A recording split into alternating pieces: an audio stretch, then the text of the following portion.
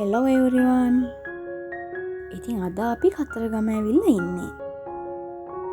ඉතින් අද දවසේ ගන්නේ පොඩි වීඩියෝ ක්ලිප්ස් ටිකක් එකතු කරලා තමයි මම මේ පුංචි vlog එක ඔයාලට අරගෙන එන්නේ. එහෙනම් දිගටම මාත් එක්ක එකතු වෙලා ඉන්නකෝ.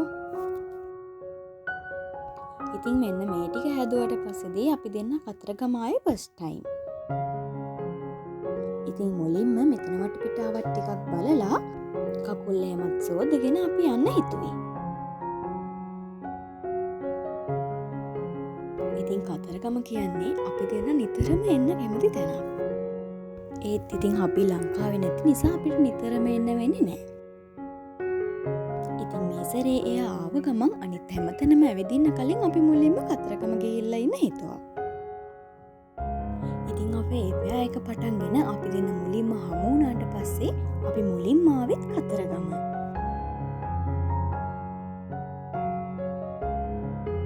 ඉතින් මෙතන ඉන්න මේ මාළු රංචු දෙකත් ටිකක් වෙලා බලාගෙන ඉඳලා ෆොටෝස් වීඩියෝස් ටිකක් එහෙමත් අරගෙන තමයි අපි මෙතනින් ආවේ. ඉතින් ඔයාලා මගේ නෝරෙලි vlogs ටික බැලුවා නම් ඔයාලා දන්නවනේ අපි කතරගම ගියපු දවසේම තමයි නෝරෙලි ගියෙත් කියලා.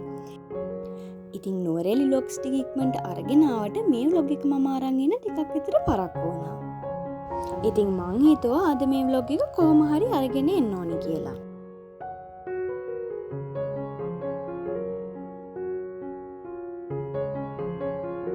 ඉතින් හැමදාමත් වගේ අපි මුලින්ම ගියේ කිරිවෙහෙරට.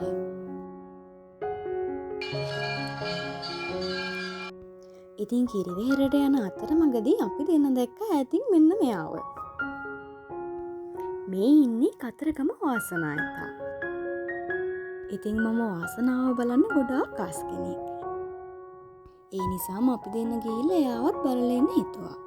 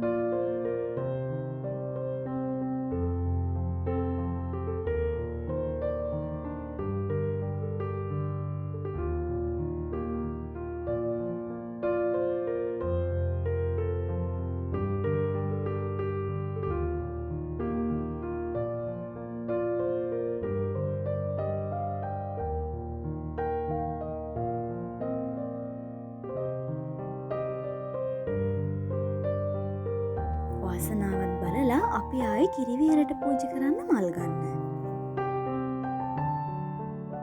ඉතින් ගෙදරිනුත් මල් අරගෙන ආවට අපිට නිලුම් මල් ටිකකුත් ගන්න ඕන වුණා. ඉතින් අපි මල් ටික ගන්නකම් මම කරේ එතන තිබුණු මේ ලස්සන මල් ටිකේ වීඩියෝස් ගනිපු එක. ඉතින් ලස්සන මල් ටිකක් දැක්කාම ඒ වගේ ෆොටෝස් වීඩියෝස් ටිකක් ගන්න එක නම් මම කොහොමවත් අමතක කරන්නේ නැහැ. ඉතින් බලන්නකෝ මේ මල් කොච්චරනම් ලස්සනයිද කියලා.